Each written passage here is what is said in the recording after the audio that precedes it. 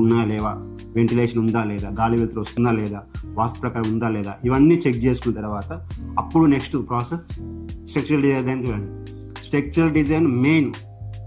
మనకు హార్ట్ ఎలాగో ఇంటికి కూడా స్ట్రక్చరల్ డిజైన్ అలా. మనం హార్ట్ ఒకటి డాక్టర్ దగ్గరికి వెళ్ళి హార్ట్ స్కానింగ్ ఎలా చేసి ఒక రిపోర్ట్ ఉందో అలాగే మన హెల్త్ ఇంటికి కూడా స్ట్రక్చరల్ డిజైన్ అంత ముఖ్యం అన్నమాట. దీని మీద ఆధారపడే నెక్స్ట్ ఫ్యూచర్లో మనకు ఇల్లు కట్టుకోవడం జరుగుతుంది అనమాట. నెక్స్ట్ ఫ్యూచర్లో ఇంకో ఫ్లోర్ వేసుకోండి, అలాగా అదొకటి ఖచ్చితంగా మెయింటైన్ చేయండి. తర్వాత ఇల్లు కట్టించుకునేటప్పుడు సరైన మేస్త్రిని, అనుభవం ఉన్న మేస్త్రిని పెట్టుకొని పని చేయించుకోండి. ఈ పని చేయించుకునేటప్పుడు ఖచ్చితంగా మేస్త్రిలు ఇంజనీర్ ఆధ్వర్యంలో ఉండేలా విధంగా చూసుకోండి. ఇవన్నీ చేసుకున్న తర్వాత బీఓకి మళ్ళీ చెప్తున్నాను, బీఓకి ఖచ్చితంగా ముఖ్యము. మనకి ఎంత మెటీరియల్ పడుతుంది అన్నది బీఓక్యూలోనే ఉంటుంది.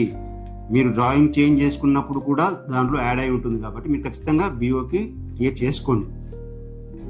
దీని తర్వాత ఇప్పుడు మేస్త్రితో కట్టించుకున్నప్పుడు ఆ మెటీరియల్ ఎలా వాడాలి ఏంటిది అనేది అలాంటి ఇంజనీర్ చెప్తారు. ఇంజనీర్ ప్రకారమే చేయించుకొని చెప్పండి అనుకుంటారు. కానీ చాలామంది మనకు ఓన్లీ ఎందుకులే ప్లాన్ ఒకటి వేయించేసుకుంటే మన మేస్త్రి కట్టిస్తారులే అనుకుంటారు. కానీ మీరు చేసే అతిపెద్ద తప్పు అదే. మనం చాలా బిల్డింగ్ చూస్తాం, క్రాకులు రావటము, బిల్డింగ్ కూలిపోవటము వింటున్నాం. మీరు ఇది గమనించడం లేదు, పెద్ద పెద్ద బిల్డింగ్స్ కట్టే బిల్డర్స్ ఉన్నారు కదా హైదరాబాద్లో కానీ ఇంక పెద్ద పెద్ద కన్స్ట్రక్షన్ కడతారు కదా, అక్కడ ఒక్క ఇంజనీర్తో ఇల్లు కట్టించుకోరు. ఒక్క ఇంజనీర్తో బిల్డింగ్స్ కట్టించుకోరు. సీనియర్ ఇంజనీర్ ఉంటారు, టెక్నికల్ ఇంజనీర్లు ఉంటారు, రకరకాల ఇంజనీర్, అన్ని రకాల ఇంజనీర్లు ఉండి వాళ్ళ ఆధ్వర్యంలోనే కడతారు. మేస్త్రీలు కట్టరు.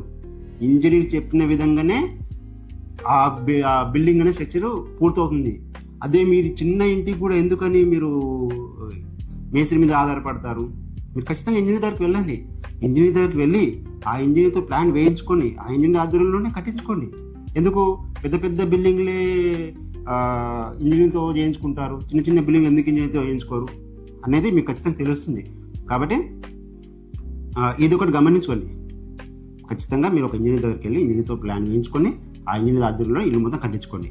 తర్వాత నెక్స్ట్ వచ్చేసి మేస్త్రికి ఇంజనీర్ తేడా ఏంటి దీని గురించి తెలుసుకుందాం.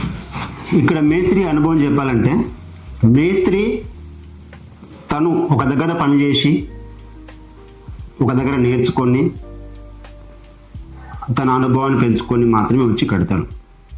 అంతే అది ఎలా స్ట్రెంత్ వస్తుంది, దాని బలం ఎంత ఉంటుంది, ఆ ఇటుక పిల్ల ఎంత స్టాండర్డ్గా ఉంటుంది అనే టెస్టింగ్ చేయడు. జస్ట్ ఏంటంటే మేస్త్రి ఎంత కట్టాలి అది కూడా ఎలా చెప్తే ఎలా కట్టేవాడు మేస్త్రి అయితే తప్పితే తన నాలెడ్జ్తో ఇల్లు మాత్రం కట్టుకోకండి. ఇదొకటి.